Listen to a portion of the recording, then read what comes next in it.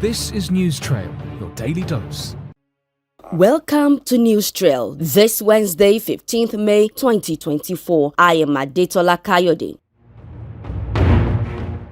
The federal government says there will be no more exemptions from toll payment at the nation's airports for VIPs, including the president and vice president. This was part of the decisions taken at the two-day Federal Executive Council meeting presided over by President Bola Tinubu. Aviation Minister Festus Keyamo says initially the ministry planned to exclude President Tinubu and Vice President Kashim Shettima from the tolls, but the president overruled him and directed that both of them should be included among those that must pay. He says the Ministry of Aviation and Aerospace Management has therefore set a target of 10 billion naira in revenue from tickets and sales, as the federal government has been losing 82% of its revenue. Keyamo reiterated that influential people must pay for services rendered that the people also pay for. He frowned at the development where uniformed officers harass staff of government at the airport, assuring that cameras would be mounted at strategic positions to capture those officers in such habits. Meanwhile, FARES approved the establishment of a tripartite committee to streamline visa processes and acquisition for persons interested in investing in Nigeria.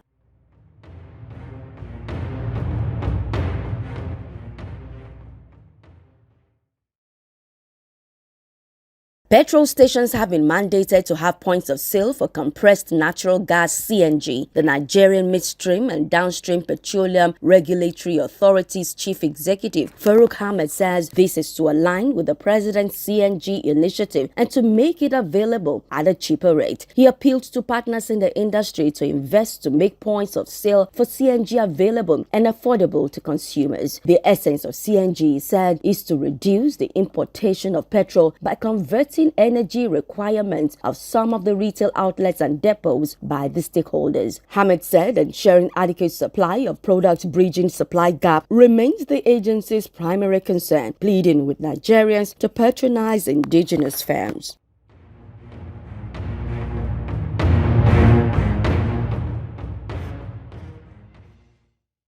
Despite this month-long war in Gaza and concern over the fate of remaining hostages, Israelis celebrated Independence Day in Tel Aviv on Tuesday. As with previous years, Israelis celebrated the day from Monday evening through Tuesday, with barbecues filling up entire parks across the country. But in the shadow of the conflict in Gaza and immediately after the country marked an emotional Memorial Day, the normally raucous parties were subdued as families grappled with their desire to mark the event as the country faces one of its most difficult tests in decades. Roughly 1,200 people were killed that day, about a quarter of them soldiers, and another 250 were taken captive in Gaza, according to the Israeli authorities. The attack sparked the war, now in its 8th month, which has killed more than 34,700 Palestinians, most of them women and children, according to local health officials.